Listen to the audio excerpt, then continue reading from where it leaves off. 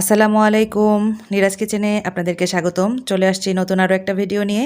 আজকে আমি আপনাদেরকে গুলশা মাছ টমেটো দিয়ে ঝোল করে দেখাবো। আপনারা এই রান্নাটা ট্যাংরা মাছ দিয়েও করতে পারেন। তো চলুন দেখে আসি আমার আজকের রান্না।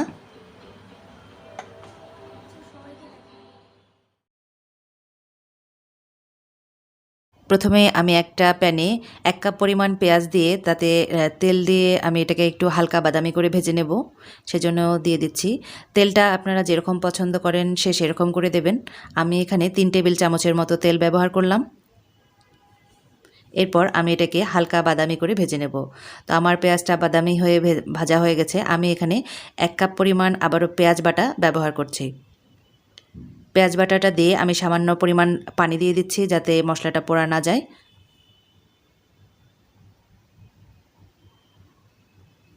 এরপর আমি এখানে একে একে মশলাগুলো দিয়ে দিচ্ছি। আমি এখানে কাঁচামরিচ দিয়ে দিচ্ছি। কাঁচামরিচের ঝালটাও আপনাদের পছন্দ মতো দেবেন। আমি যেহেতু একটু ঝাল পছন্দ করি তাই আমি একটু বেশি করে কাঁচামরিচ দিয়ে দিলাম। এরপর আমি এখানে শুকনো মরিচও ব্যবহার করব, শুকনো মরিচের গুঁড়া। তো আমি লবণ দিয়ে দিলাম স্বাদ মতো। এরপর হলুদ দিয়ে দিচ্ছি।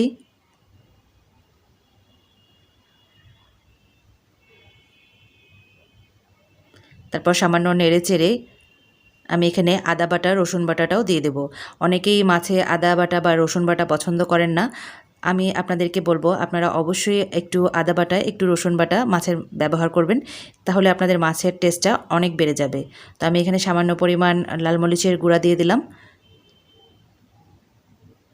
আমি এখানে 1 চামচের একটু কম আদা বাটা, এক চামচের একটু কম রসুন বাটা দিয়ে দিলাম। এরপর আমি মশলাটাকে এখন ভালো করে কষিয়ে নেব। 2 মিনিট পর আমি এখানে দিয়ে দিচ্ছি জিরার গুঁড়া 1.5 চামচ আর ধনিয়ার গুঁড়া 1 চা চামচ। আমি কিন্তু সঙ্গে সঙ্গে জিরার গুঁড়া বা ধনিয়ার গুঁড়াটা দেইনি। আমি আদা রসুনটাকে একটু কষিয়ে নিয়ে তারপর আমি এখানে জিরা আর ধনিয়ার গুঁড়াটা দিয়ে দিলাম। এরপর আমি মশলাটাকে ভালো করে কষিয়ে নেব আরও 2 মিনিট।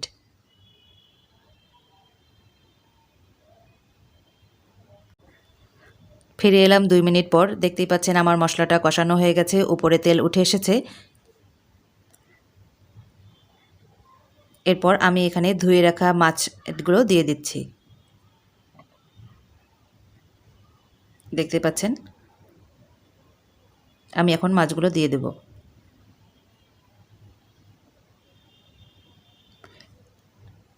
একই প্রসেসে আপনারা ট্যাংরা মাছ বা গচি মাছ বা অন্য কোনো মাছও এভাবে রান্না করে নিতে পারেন। তারপর আমি মশলাগুলোর সঙ্গে মাছগুলোকে ভালো করে মিশিয়ে নিচ্ছি।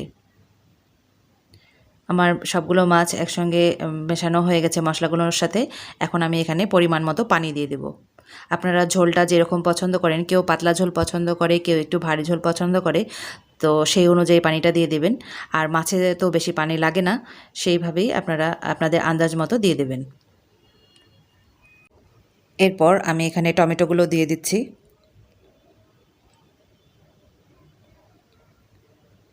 একে একে আমার সব টমেটোগুলো দেওয়া হয়ে গেছে। এখন আমি এটাকে ঢেকে রান্না করব 3-4 মিনিট। 4 মিনিট পর আমি ঢাকনাটা তুলে নিচ্ছি। এর পর্যায়ে আপনারা সামান্য নেড়েচেড়ে লবণটা দেখে নিতে পারেন। খুব বেশি নাড়তে যাবেন না, তাহলে মাছগুলো ভেঙে যাবে। তাই চেষ্টা করবেন কোনো রকম একটু নাড়াচাড়া করে দিতে। তারপর এটাকে ঢেকে আরও 3-4 মিনিট রান্না করে নিতে হবে।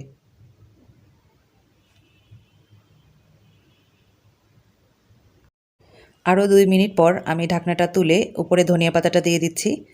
আমি ধনিয়া পাতাটা আগে দিইনি। ধনিয়া পাতাটা আগে দিলে ফ্লেভারটা নষ্ট হয়ে যাবে। তাই আপনারা চেষ্টা করবেন রান্না হওয়ার আগ মুহূর্তে ধনিয়া পাতাটা দিয়ে দিতে। এরপর আমি ঢেকে রান্না করব আরও 3-4 মিনিট। 5 মিনিট পর আমি আপনাদেরকে দেখিয়ে দিচ্ছি মাছ রান্নাটা কিন্তু হয়ে গেছে। কিন্তু আমি ঝোল এতটা রাখবো না, আর একটু কমায় নেব। সেজন্য আমি আরও 3-4 মিনিট রান্না করব ঢাকনাটা খুলে।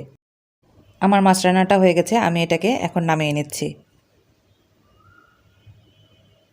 তৈরি হয়ে গেল আমার গুলশা মাছ রান্না করা। আমি উপর দিয়ে একটু ধনিয়া পাতা কুচি ছড়িয়ে দিচ্ছি। আপনারাও চেষ্টা করবেন এভাবে দিতে, তাহলে দেখতেও ভালো লাগবে, খেতেও ভালো লাগবে। আশা করছি আমার আজকের রান্নাটাও আপনাদের ভালো লেগেছে। ভালো লেগে থাকলে একটা লাইক দেবেন, কমেন্ট করবেন, শেয়ার করবেন। আর আমার চ্যানেলটা এখনও যারা সাবস্ক্রাইব করেন নাই তারা প্লিজ সাবস্ক্রাইব করবেন, আর যারা সাবস্ক্রাইব করেছেন তাদেরকে অসংখ্য ধন্যবাদ। তো আজ এ পর্যন্তই, আবারও দেখা হবে অন্য কোনো দিন অন্য কোনো নতুন রেসিপি নিয়ে। সে পর্যন্ত সবাই ভালো থাকবেন, সবাই সবার জন্য দোয়া করবেন, সুস্থ থাকবেন। আল্লাহ হাফেজ।